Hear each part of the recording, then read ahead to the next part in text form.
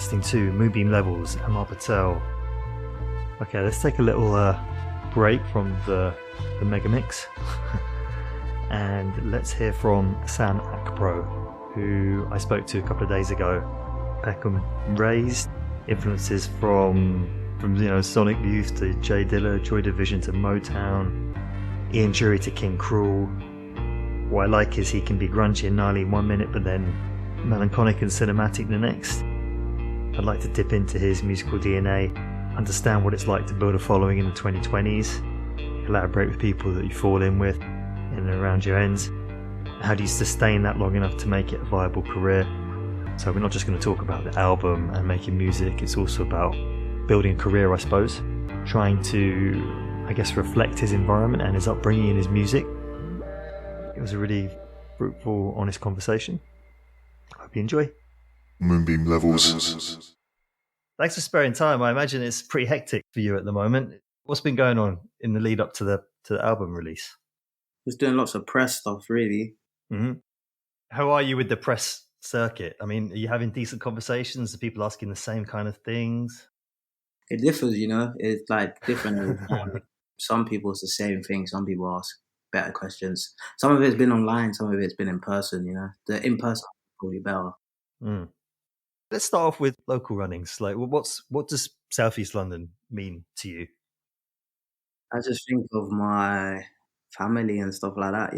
Like apart from my immediate family, most of my other family, like cousins and aunties and stuff, they're all from South. Whether that's like Peckham or like Lewisham, Camberwell, Woolworth Road. Yeah, so that's the main thing that comes to my mind. Everything I've done as a young person or whatever was like always based in South, like community centres and shit like that. Do you know what I mean? Yeah. Would you ever kind of venture far off into like Northwest and places like that in London? Because I grew up here, yeah, there wasn't much room to like think about other places. But when I started getting to like teenager, I started skating in other places like Mile End. There's a skate park there that was like quite popular in the like mid 2010s. Yeah. Yeah, so probably from around then up till like, 2019 or whatever when I was skating. I was just, I'd be in them areas like East London and Central London, just like skating the streets and shit like that, There's an amazing skate community that built up around Grove Park.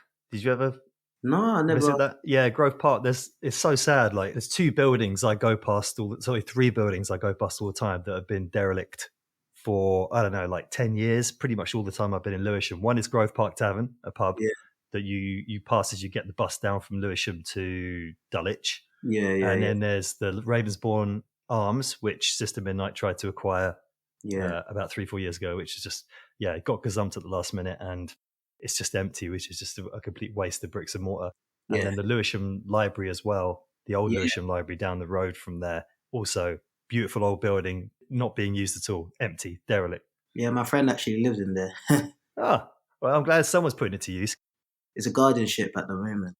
I think they're going to get evicted sooner because they're going to, I guess, build like a new build or some shit like that there, But someone made a beautiful documentary about that Grove Park Tavern community and how it sprung up around just the need for somewhere for people to congregate and to pursue their passion, practice their tricks. And it was like a community endeavor. They just built up the whole skate park, the ramps, all of that stuff. Oh, yeah, I know what you're talking about. Yeah. It's the one on the way to Dulwich on that long road. Yeah. See, I know I was never a skater, but I just love examples of community like that where people do for self and for each other and beautiful things come out of the concrete. For sure, man. Well, I just need to see that sometimes because London could be a cold place. Yeah. And everyone's out for themselves, dog eat dog, capitalist world. It renews my faith in humanity when I see stuff like that. For sure. Yeah, London is very much, it's very individualistic mindsets and stuff now, It's interesting you mentioned the skate park because that was going to be my next question. I was going to ask you how you would define community because I know the skate park has definitely been where you felt you've belonged in the past. For sure. How would I define it? Yeah, sense of belonging and a lack of judgment and just like a place to grow your taste or like, develop as a person, and then go into the wider world after that. You know what I mean?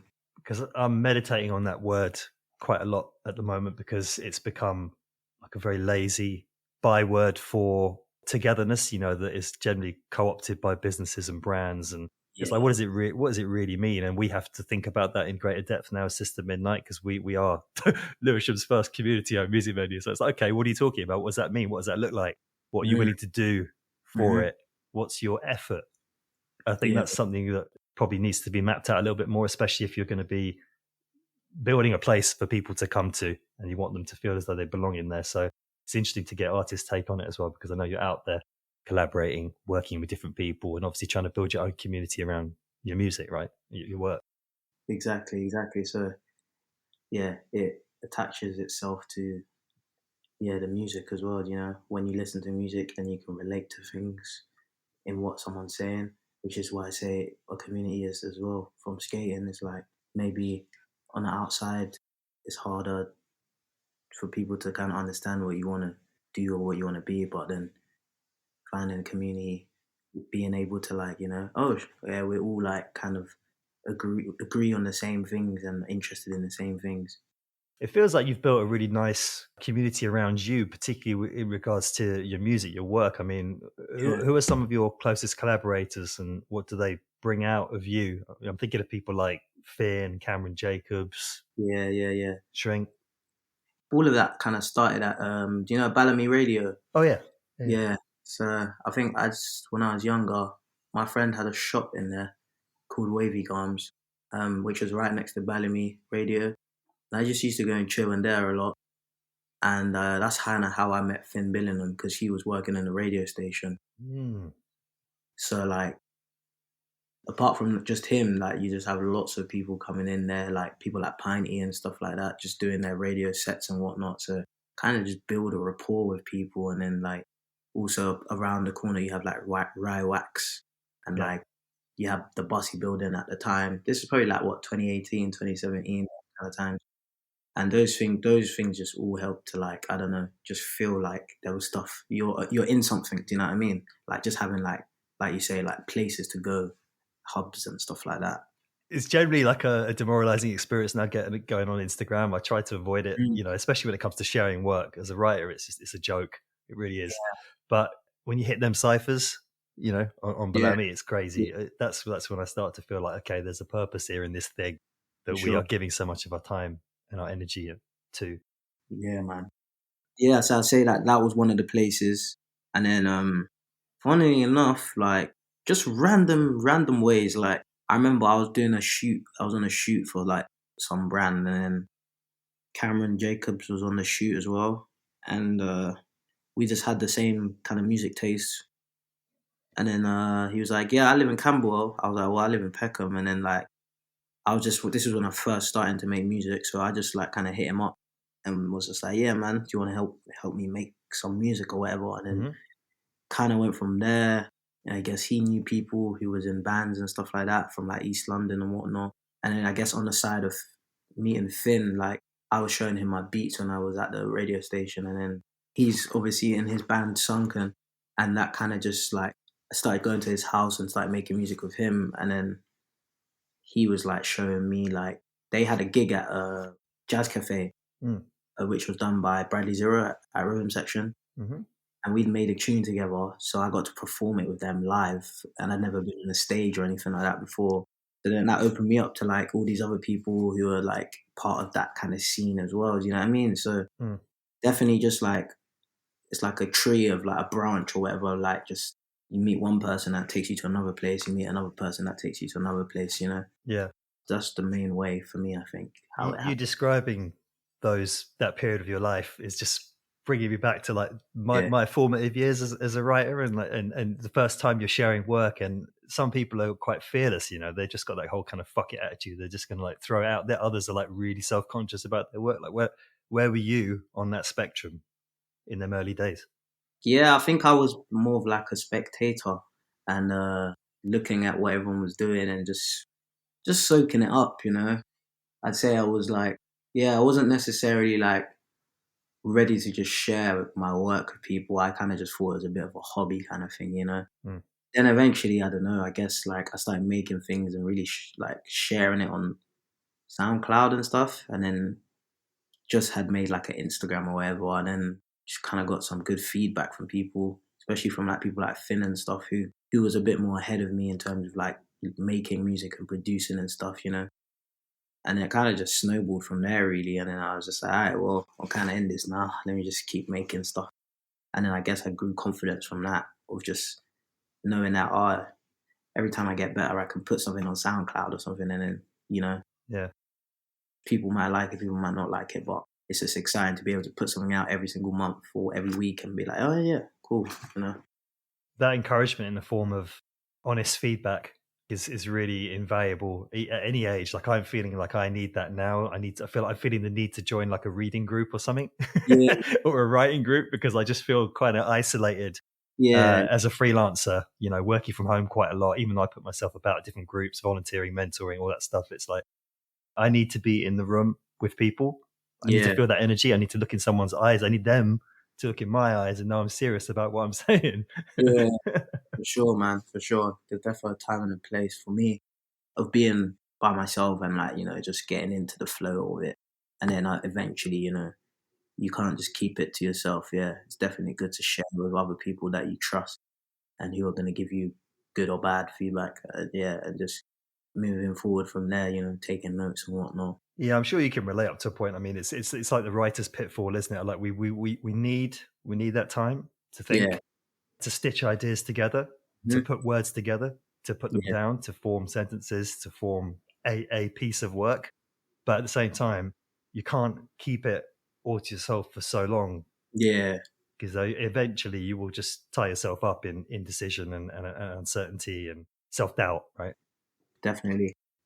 I don't know if the kind of music I'm making, I can only take it so far in my like my small like workspace in my house or something. You know what I mean? Like I feel like the work deserves to be out and to be developed in other places. You know, and it also just gives it more of a story. You know, like oh yeah, you made it, you started in your room, and then you took it here to this place, to this person, to this studio, and then it became whatever it became. You know, so it's always nice to have that more of a process behind it. Moonbeam Levels.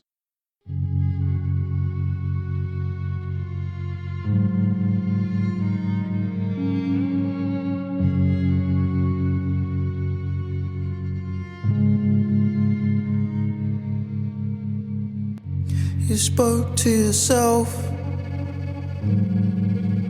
You think you're unheard.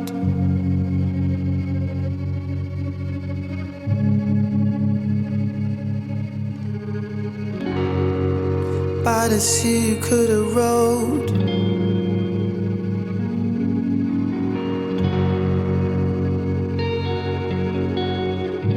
Well, maybe that could change if you look beyond the cove. Oh,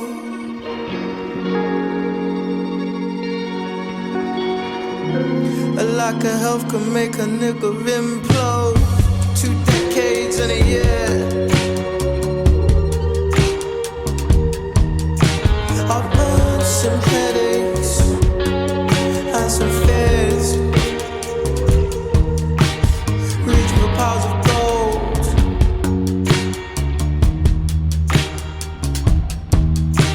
That I'm nowhere near.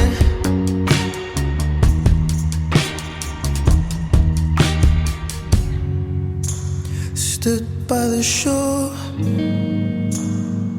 My priorities are far from in check, and I'm unsure why my mind gets distracted from what could be pure.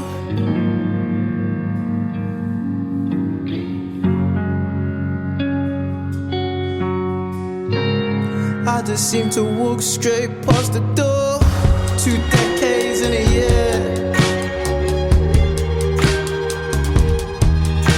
I've earned some headaches and some fears. Reach for piles of gold.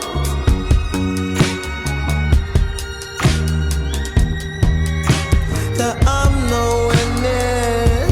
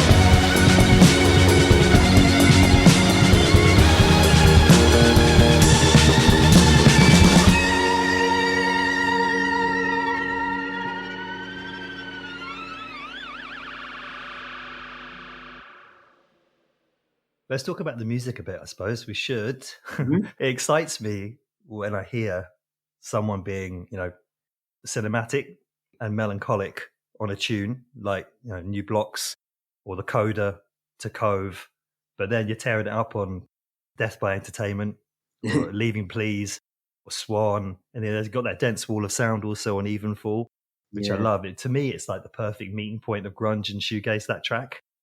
Oh, thank you, man. Which is like a real sweet spot for me, in my generation.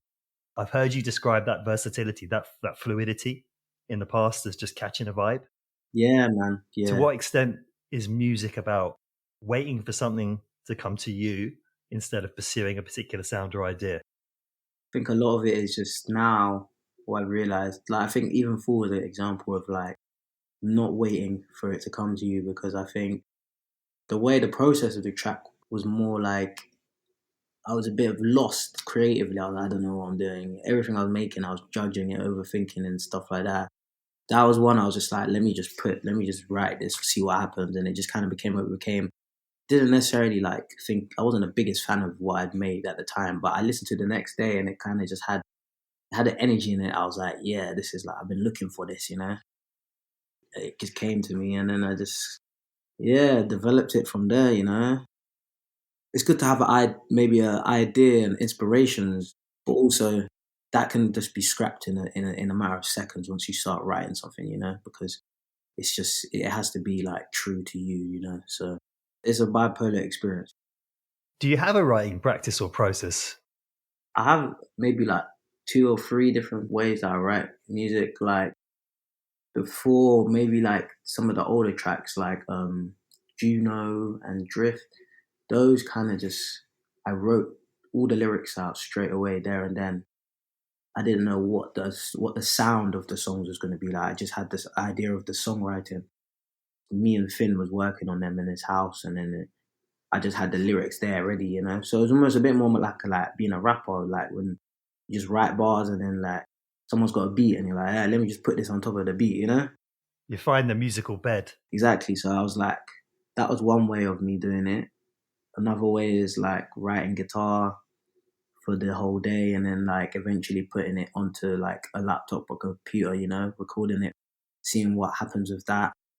Another way is the way I do it is like a lot of the tracks on my new album. There was this one called Gone West that came from a live jamming session that I recorded in West London at a studio with some of my friends who were like drummers and stuff like that. Just took all of the files home. Probably like a few months after that, I just like went through it, found some of these saxophone bits and whatnot, and then just put it together, So I try to mix it up as much as I can.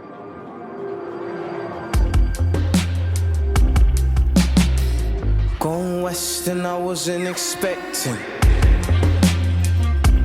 anything else, and my mind scatters round, protecting my health.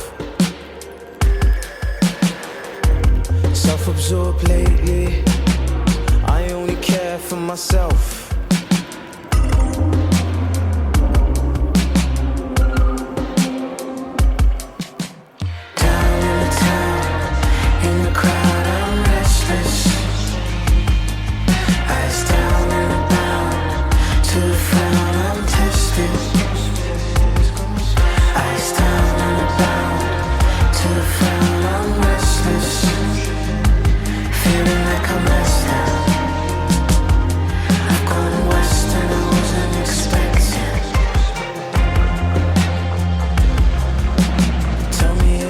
I can't feel it, is it working?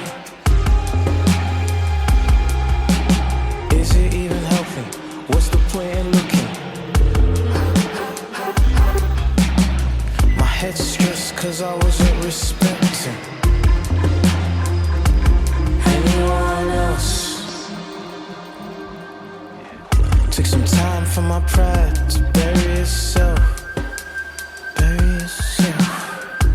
Self-absorbed lately, I only care for myself. I'm unaware of myself.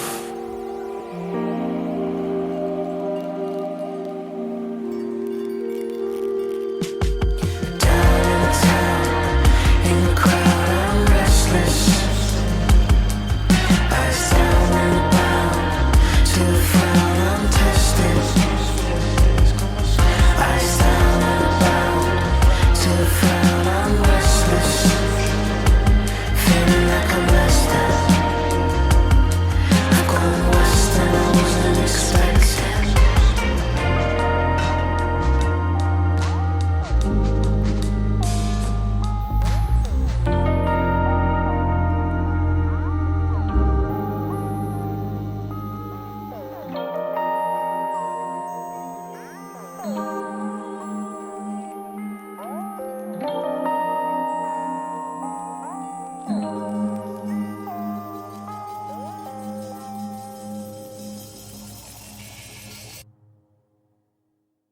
And it just whatever I'm feeling at the time. This all doesn't just happen all at once. It's usually one separate process at different periods of time. You know, right now I'm quite into like writing on my guitar first and then recording. You know, but like 2-3 months ago, I was more like just working with samples, straight samples, and then developing it into a song. You know, so yeah, it's so mixed up.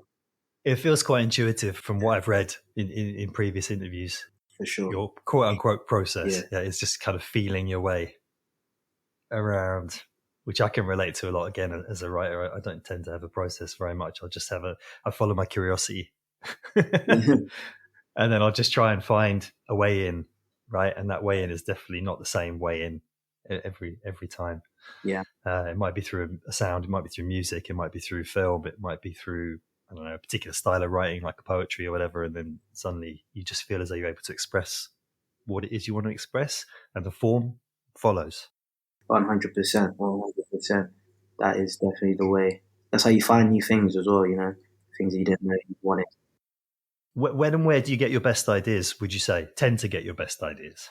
Well, at the moment, like, if I've gone out and I've done stuff in the day and I've just been kind of busy and then I come home and it's like evening time, that's usually when the best ideas happen just because I haven't been like thinking about music actively all day, you know, just kind of keep it separate from my thought process. And then it feels less pressure on what I'm doing as opposed to when I wake up and I'm like, can't wait to make music today. And then as soon as I get to try and make it, it just doesn't work, you know?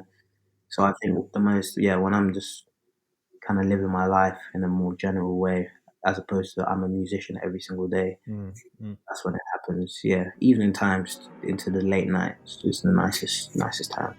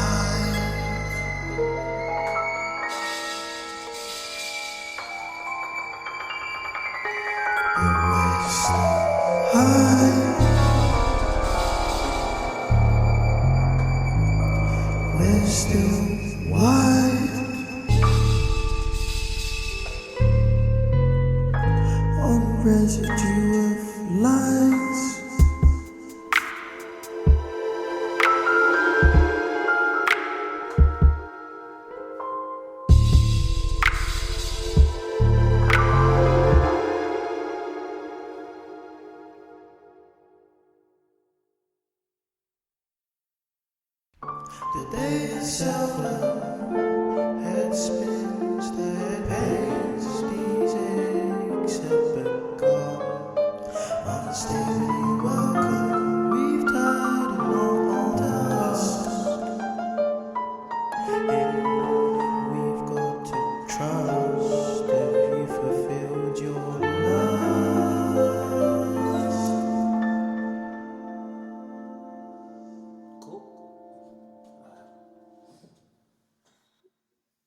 Your first release, Nights Away, which I just listened to again about half an hour before, had so much space in and around it for the listener to drift. Mm-hmm. It's rare that an emerging musician, if I'm allowed to call you that at that time, would back themselves like that just to meditate on a vibe.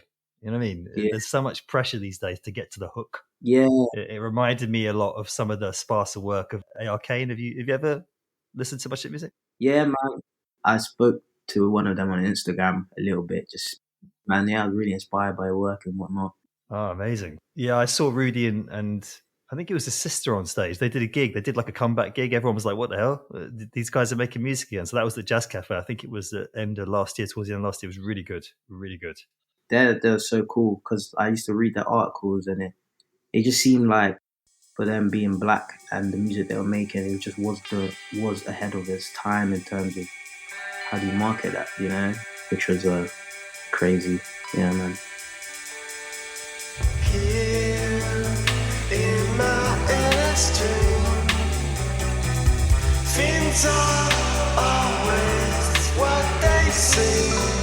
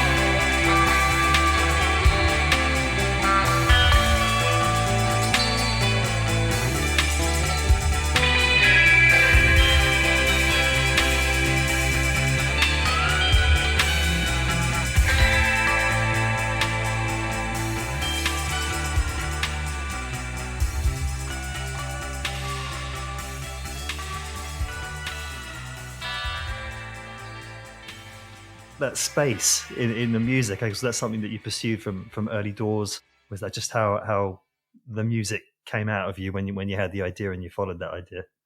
I reckon it's a continuous theme in the music that I make, is a space and a suspense of things. I don't know where it comes from, but probably just subconscious influence from things I listen to. You know, there's a lot, like lots of dub and stuff. It's all space, you know, bass drums and whatnot, you know, and just yeah, just feeling it out kind of thing.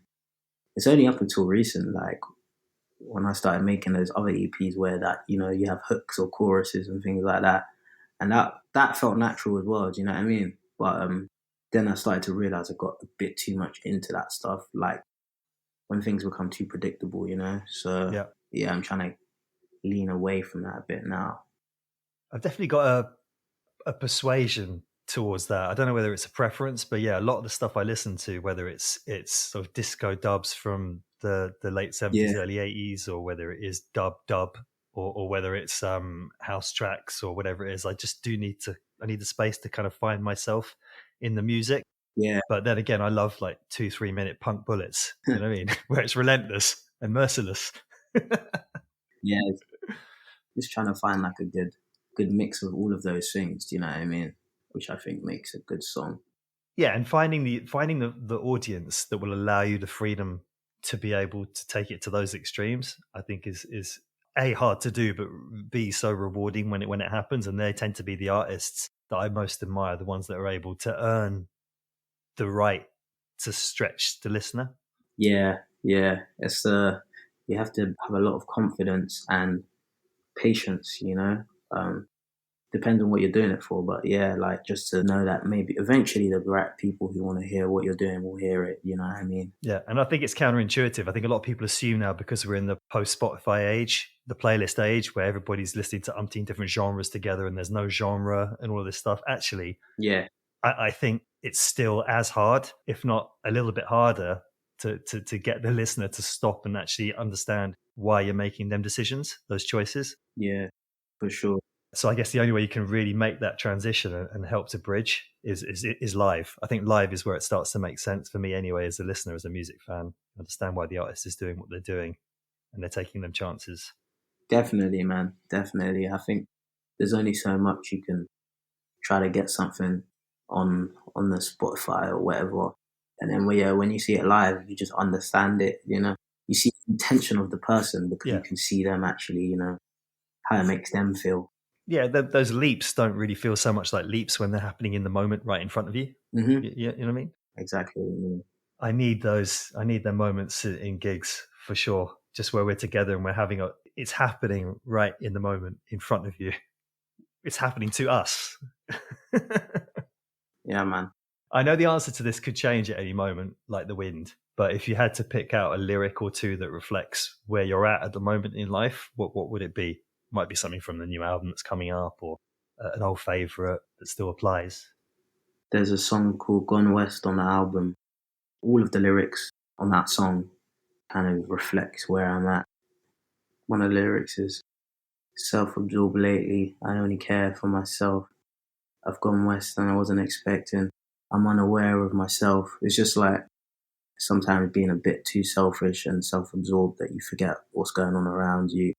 And then also just like indulging in things maybe too much that you become so unaware that you are just doing it to escape things or whatever, you know. So yeah, I'd say that song definitely encapsulates how I feel at the moment in time. Yeah, and that feels quite universal. I think that whole idea of being too much in your own head and quite self-conscious, being almost in captivity to your own like self-consciousness, I think is something that a lot of people feel right now, and social media ain't helping. Moonbeam Levels.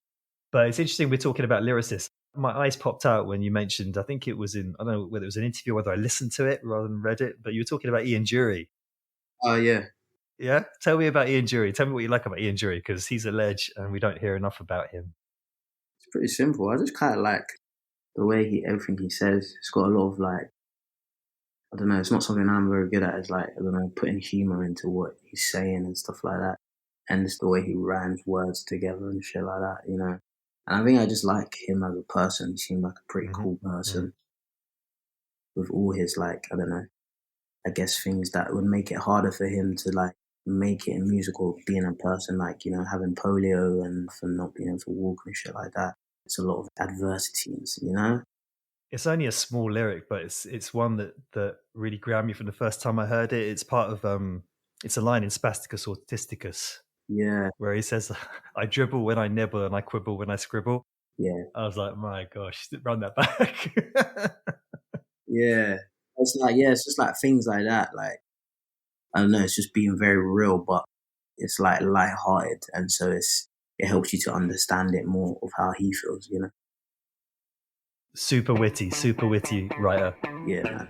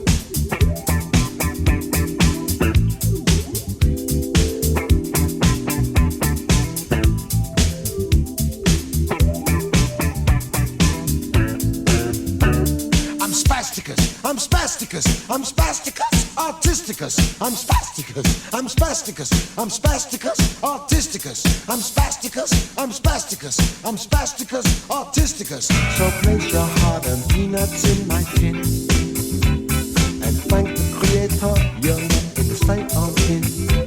So long have I been languished on the shelf.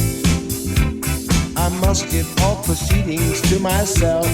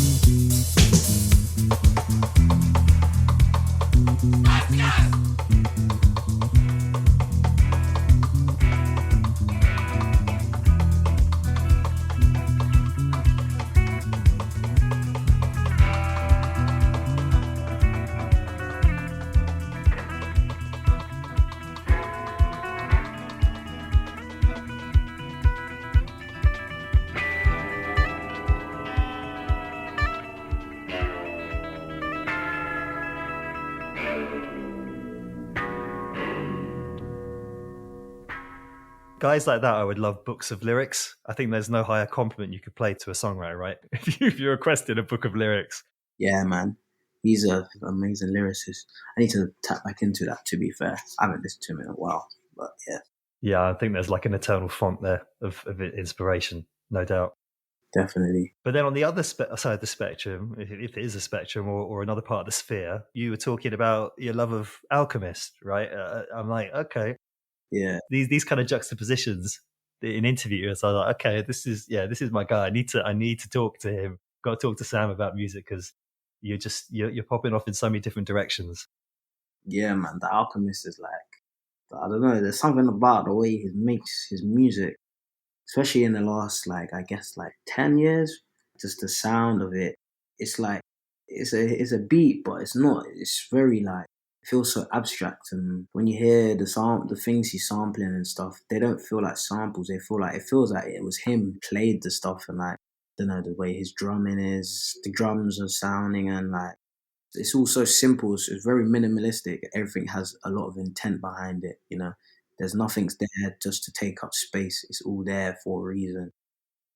If I was going to play one Alchemist beat right now, what would it be? Aubergine. On the Arm & Hammer album that they done. Psychiatry started exploring these methods in the 19th century. Charcot was interested in the psychiatric disorder called hysteria, and he began using hypnosis to command away symptoms. Whether these people actually have visions of a past life is not the point. They believe they do. Whether these people actually have condition. Fortress and convention, false facades and entrance adored. Knew there were other senses. This is vision with a vengeance. This is radical ascension. This is one for me, kindred. Where you at? This is breath for the windy, clarity if conflicted. Smoking tarry, then I listen. From the valley intervention. Take my time for a spell being strengthened. A renewal, I reflect, I remember. I've been gassed, I've been running on potential. On a path, I might fast sweep the temple. Mop the floor, wipe the window. Life before life essential. I'm in the now, I'm in the now, I'm in the now, I'm in the now. Inner space searching central, keeping tempo. Can't complain, it's the sun I resemble. Many color streak sky to the east, rise to repeat. Pink cube, light heat, peak synthesis. Star circle my vicinity. If you give and give it willingly. This is cleansing fire coded, purified by the OZ. Fully charged, I'm a sun, I'm a star. I got range, I know just who I are. Weave what he want, and it's still on the one. Cause I wander don't mean that I'm lost. Cause I wonder don't mean that I'm stumped. Bending wheels to exactly what I want. I've been hunted, I've been shielded, I feel love here.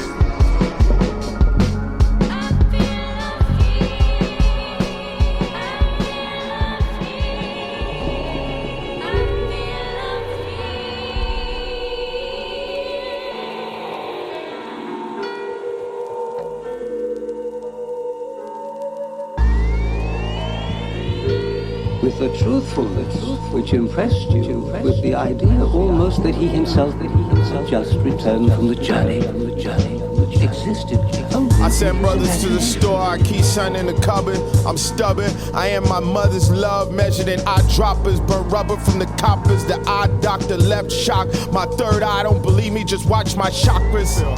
Shots pop in the hills of Caracas. Negroes shoot for the top, always had poor posture. Traps packed with dead lobsters, bottom feeders, toasting grappa. Basic penne alla vodka. You order off the menu, chef handmade me lockers. I don't care, I don't be counting niggas' pockets. Westworld niggas rebooting, recycling the same shooting. Rappers tired, inertia the only thing keep them moving. Glass yard in the stew, that street date looming.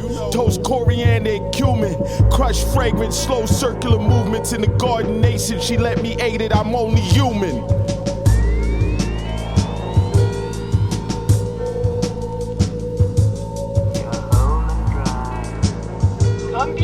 I don't understand Francais. How many times? Relax. Don't be frightened. It's fun. Will you come on a cruise with me to, Only if I have the top bed. These are all words. Sam.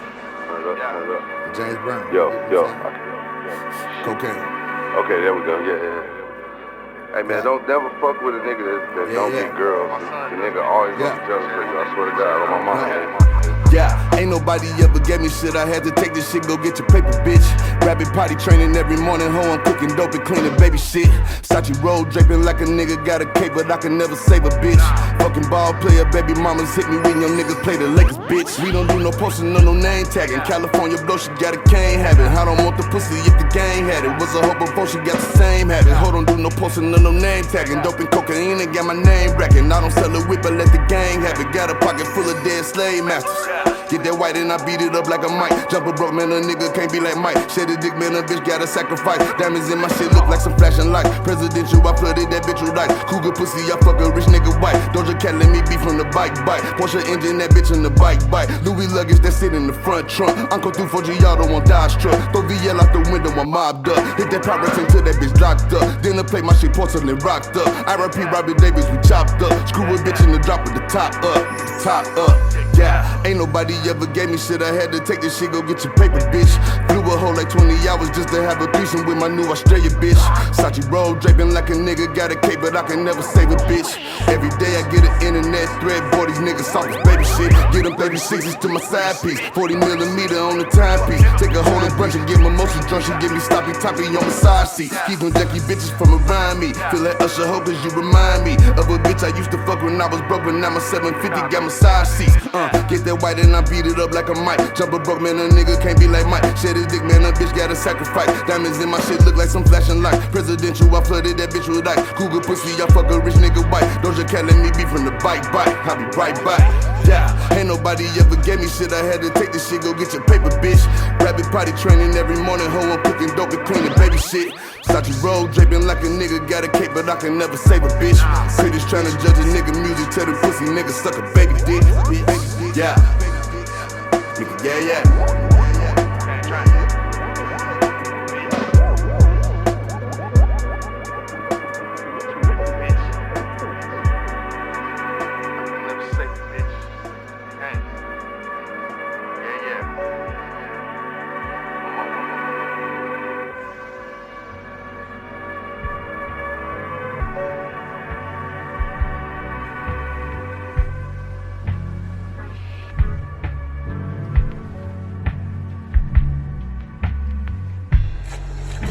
You know why I love to sell a ton of drugs in Harlem, Bumpy?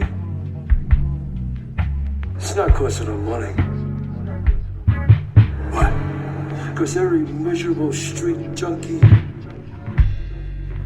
every skinny kid who goes to bed hungry because his mama is looking for a fix, every nigger baby born with a habit makes me happy. Makes my heart sing.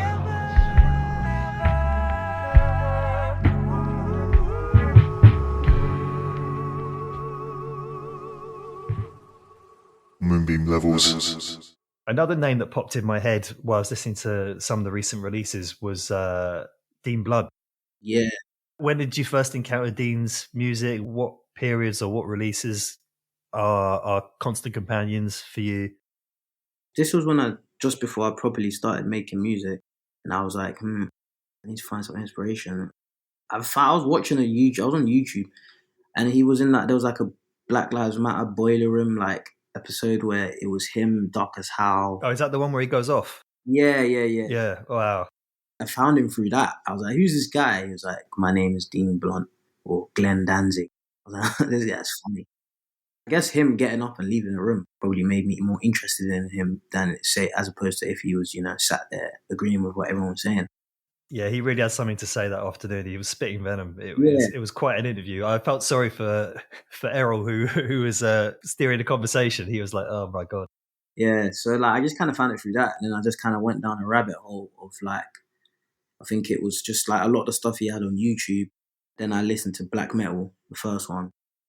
And then all the stuff he done with Joanne Robertson as well. And then Hype Williams. Yeah, Hype Williams.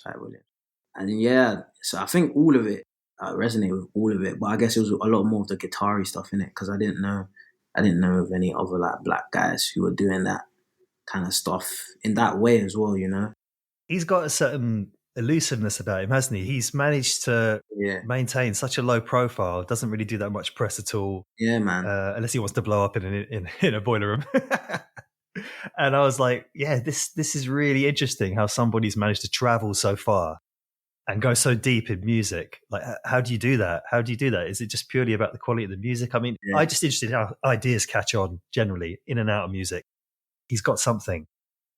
Yeah, I feel like with that, I think there's specific times in decades and stuff where things shift, people's tastes change, and like, I don't know, people are more open to things. And I feel like maybe I was probably still in secondary school when a lot of the stuff he was releasing. But like, I reckon maybe him being who he was, like, and then putting all these different things together, like, you know, the references, like the samples and stuff, and like just really repurposing it is what drew people to it. You know, it's almost comedic in a lot of ways. Like some of the tracks he's sampling, you know, like Prefab Sprout beats and stuff like that, you know, and then just like talking about what he's talking about on the beat. You know what I mean? So I think that's what drew me to him, and I think maybe a lot of other people, you know, a lot of other like young black people as well. Do you know what I mean? The track I go back to all the time though is Wusa off. I think is it Black Metal 2? It's just that kind of circular movement. Black Metal 2 is probably my favourite project so far that he's ever put out. I feel like it's the most like, it's got all the elements of what he does in that album, you know, and it's such a short album, it makes you want to listen to it again and again. In the front, in the back, in the face, on the hip, what a nigga, what a trip. Come see what I want, girl come see what's up, with a gun on the beach. You see what I mean? Our summer right comes on a rerun. How to merge tin pots with the seeds on. That nigga knows what he done. That's why really never can't be none. Somebody ask where you from? Where you from? Where you from? Everybody ask where you from. In the front, in the back, in the face. On the hip, what a nigga, what a trip. Come see what I want, girl come see what's up. With a gun on the beach, if you see what I mean.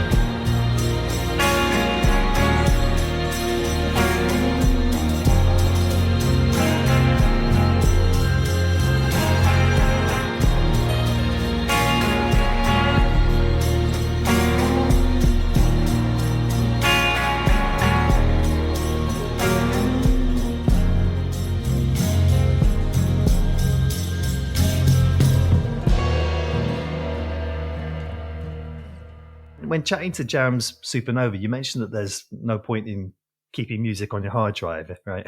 And it's good to work with the band and, you know, take bedroom ideas someplace else and then release.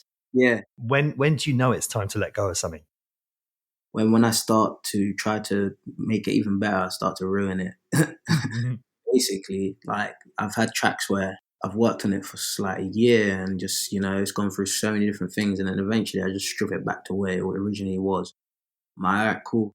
I don't think I can do anything more. But if I take it out to other people, then I reckon more inspiration will come out of them doing other stuff onto it, you know? So it's when I just feel like I have nothing else to add to it. That's when I think it's time. That question always comes up in creative circles. You know what I mean? Anybody that makes something artistic, that it's just that nagging sort of Well, it maybe goes back to what we were talking about earlier, self-consciousness and self-doubt. It's like, oh God, this is not ready. It's not good enough. Yeah. I can't share it with the world. And then, you're sitting on something for 3, 4 years, 5 years. By that point, maybe you've missed your moment, right? Because timing is such a huge part of work and how work resonates or doesn't resonate. 100%, man. 100%. I've learned that from just in the last year or year and a half. Being on a label and then just the turnover time being so much quicker. It's made me realize it doesn't matter if it takes 2 years or if it takes a week.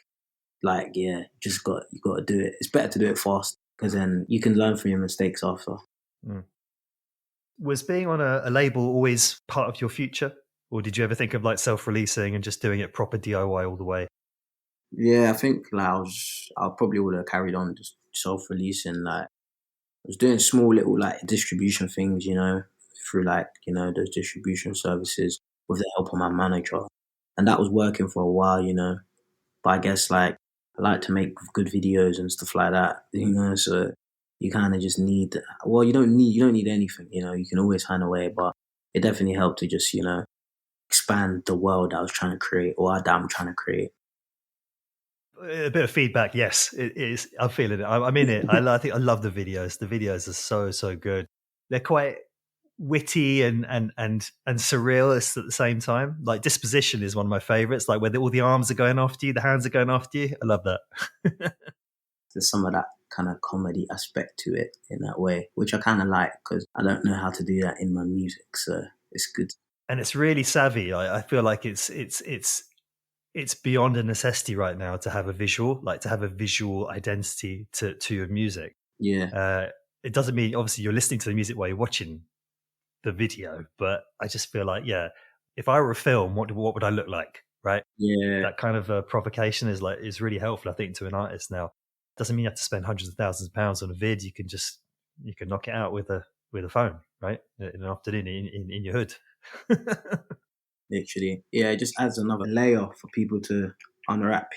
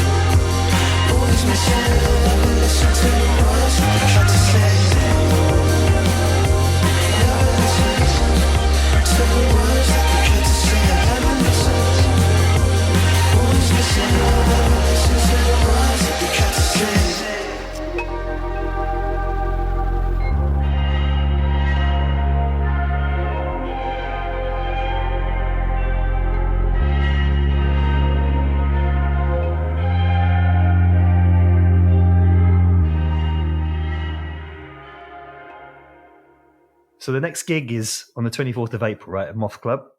Yeah, I've got a little thing before that. It's at I'm doing just like a rough trade in the store on Record Store Day. But yeah, the next show, headline show, Moth Club 24th. Yeah. Artists, they have their own approach to live, right? Mm-hmm. So, some are quite faithful to the original versions and maybe they just crank it up a little bit, play it a little bit harder, a little bit faster. Yeah. Others, they deconstruct them and they go off on wild tangents. So what are you aiming for on stage over the next few months? Being more true to the record. I think in the past, because I always looked at the live as a separate thing, it always felt like a bit more bandy. It was always just an interpretation of the music, you know.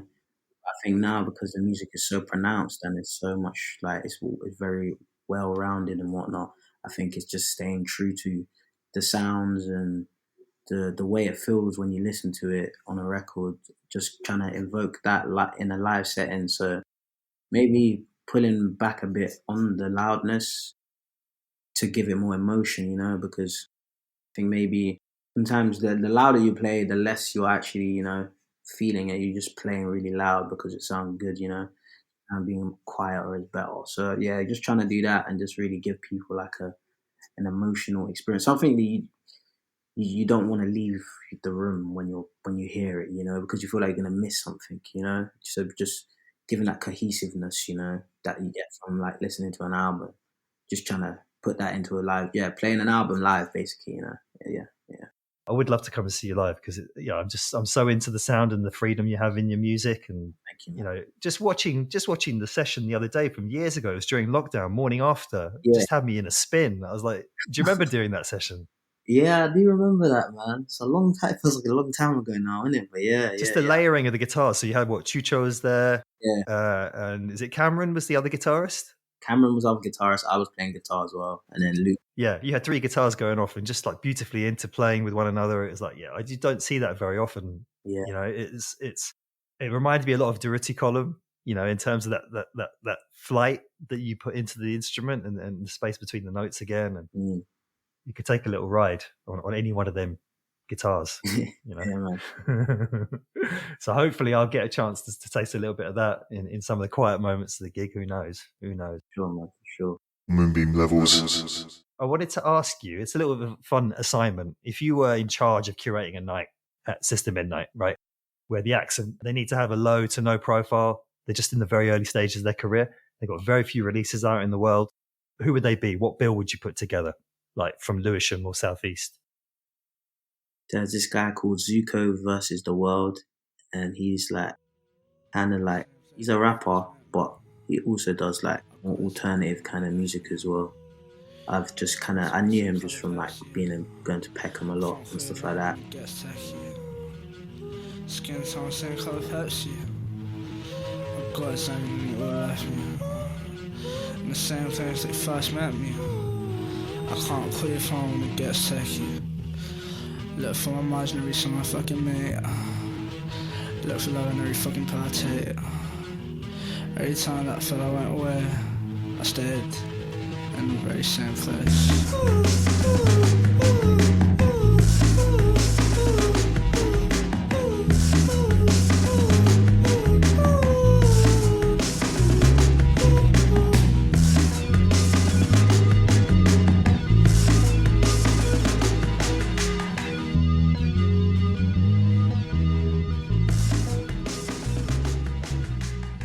Then I'd say Pretty V, who's like, she's got the same kind of energy as like a Dean Blunt or something. It's like another friend of mine.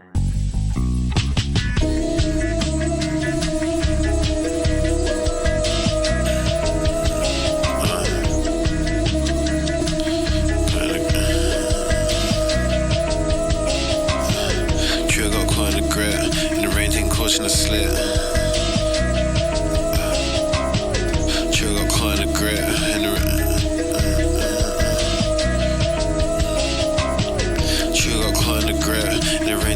A slip to the painting from over the is. Them times I was aiming to shit on the ends of the rain and spliff. I'll make my escape in a bit. Give me time, I ain't taking a piss. Made a rhyme on the page, not a script. The signs don't say what it is.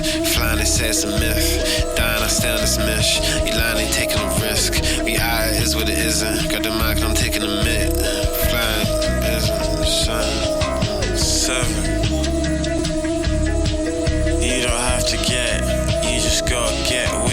don't see for credit. All I see is dollar signs, all I see is digits. I said you don't have to get it, you just gotta get with it. I don't see for credit. All I see is dollar signs, all I see is digits. Yeah, all I see is digits. Aimless, we're out.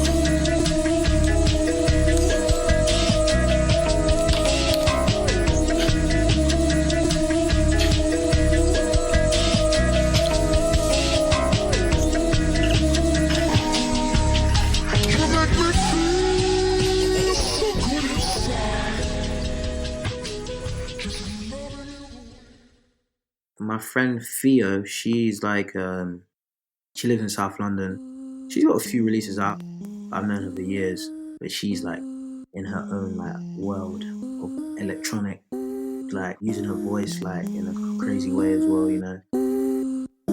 I waited there for a second while our bodies lay still.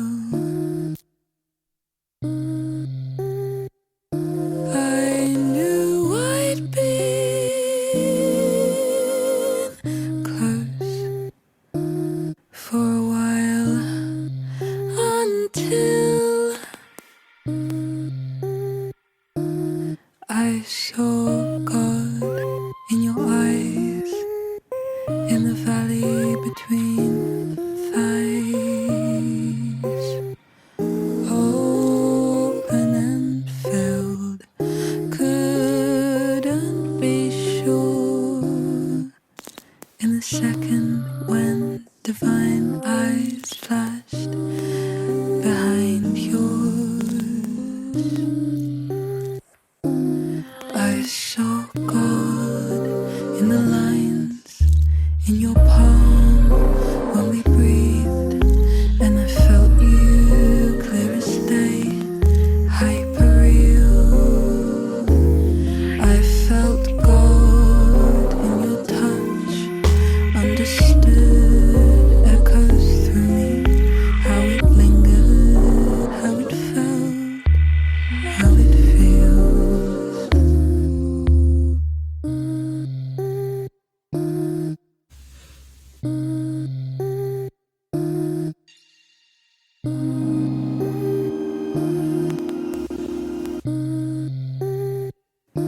All becomes clear in my mind every time our bodies collide. I've never been so complete, so satisfied.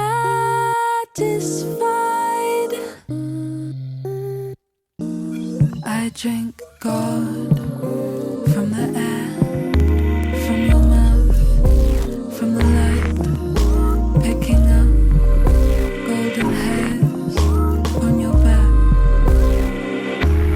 I taste God on your lips, on the blades of your hips. I see God every time, every time.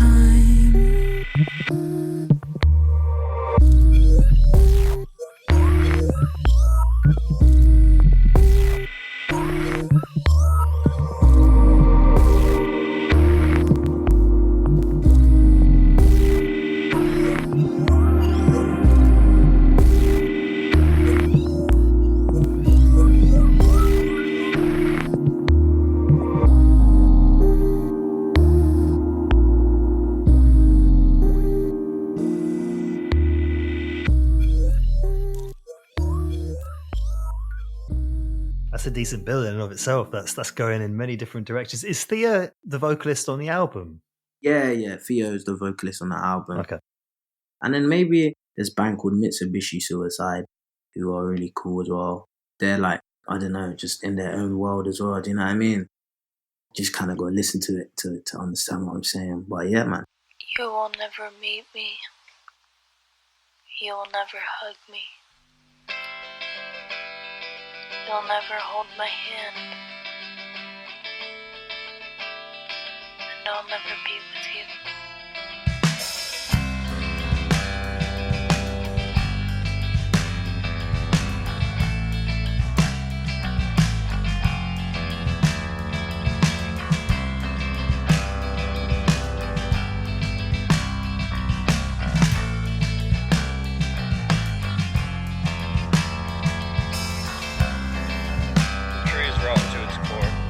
Soft and mushy under my foot. It's dark in my room. Blue light is burning my eyes. I stare into eternity, light the candle and press it into the dirt, where I'm waist deep in mud. Wander in haunted places, and those haunted places shall become as nothing to you.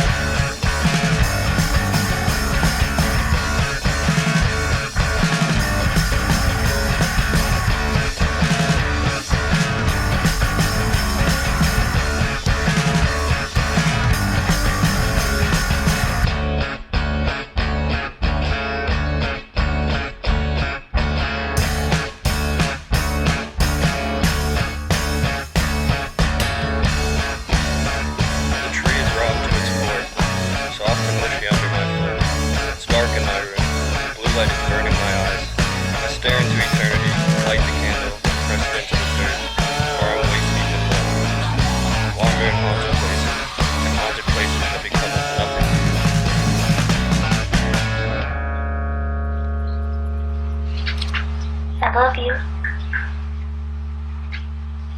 I love you so much. That's a really nice way to frame it. I think the being in your own world, I think is where artists need to take their art right now. Yeah, 100%. Because it's so easy to be overly influenced by your influences or to be led by what you're hearing or you're consuming. I just think right now what the world craves is just originality and sincerity, in the work. and intention, real intention. Yeah, man. Yeah. But yeah, you never know. We can make it happen. You know, we get together and talk about programming, or we will be getting together to talk about programming more and more at System Midnight. So it'll be really nice to support people who are just at the outset of their career. For sure. And who knows, maybe we can all do something together. Maybe you can help to come and curate a day or an evening or something. Yeah, I'd love to, man. I just want there to be a real community among artists and people that support the art and love the art in Southeast London. And that will make our venue a real hub. That's what's most fulfilling about being involved in the project. So yeah, let's keep talking about that. 100%, man. Thank you so much for answering all these questions. I really, really enjoyed the chat. Been a good conversation. Really good, man. Hopefully that took you in a few different directions to the usual press junket. Best one, bro. That was the best one. All right, good. Take care of yourself. Enjoy the lead into the album release. You've earned it. And yeah, we'll speak soon. Moonbeam Levels.